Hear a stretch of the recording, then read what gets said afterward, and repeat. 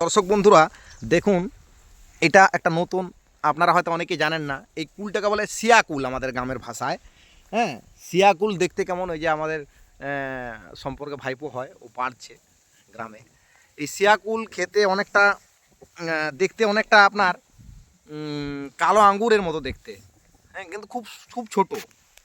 আশা করি দেখাতে পারবো, দেখি ও নিয়ে আসুক। এটা অনেক কাঁটা থাকে, এই কাঁটা থেকে পাড়াটা খুব কঠিন। তবু যেহেতু আমরা ছোটোবেলায় এইগুলো খেতাম, তাই আমরা একবার চেষ্টা করছি।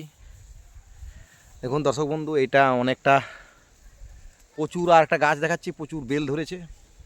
খুব সুন্দর একটা পরিবেশ, মনোরম পরিবেশ, প্রাকৃতিক পরিবেশ। এই যে শিয়াকুল দেখাচ্ছি আমি, আমার ভাইপো নিয়ে এসেছে।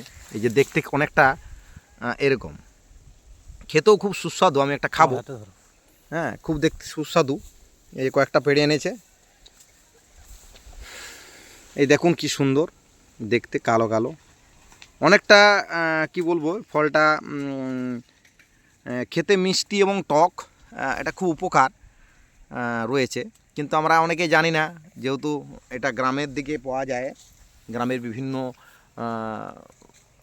ঝোড় জাতীয় যেসব জায়গার ঝোড় থেকে যায়, অটোমেটিক এগুলো আপনা আপনি স্বাভাবিক উদ্ভিদের মতো হয়ে থাকে। যেমন শাল জঙ্গল আমাদের স্বাভাবিক উদ্ভিদ, ঠিক এটাও ঠিক আমাদেরকেও এগুলোকেও গাছগুলো রোপণ করতে হয় না, ওগুলো কিন্তু খুব সহজেই হয়ে যায় অটোমেটিক।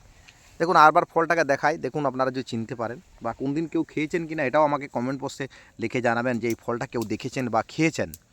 আর এগুলো খেতে গেলে বাঁকুড়া, পুরুলিয়া অধ্যুষিত অঞ্চলে বেশিরভাগ জায়গায় কিন্তু এগুলো আপনারা পাবেন। এগুলো বাজারে এই সিয়াকুল বাজারে বিক্রি হয় না। অতএব আপনাদের অভিজ্ঞতা থাকলে, কারো যদি থাকে, তারা কমেন্ট বক্সে আমাকে জানাবেন। হ্যাঁ, এই হচ্ছে আজকের ভিডিও।